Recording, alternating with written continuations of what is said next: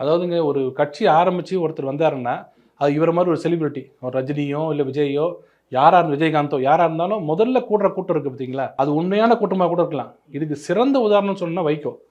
வைகோ 93ல கட்சி உடைச்சு வரும்போது 2ஆ பிரிஞ்சது. கிட்டத்தட்ட 9 மாவட்ட செயலர் வந்தாங்க. ஆனா, மக்கள் சொன்னது இவர் தான்ப்பா அடுத்தது அப்டின்னாங்க. சஸ்டெயின் பண்றதுன்னு ஒண்ணு இருக்கு இல்லைங்க. அப்படியே கூட்டு போறது. அதுல மாஸ்டர் யாருன்னா எம்ஜிஆர். எம்ஜிஆர் தான் தன் கூட வந்தவங்கள கடைசி வரைக்கும் கூடவே வச்சிருந்தாரு.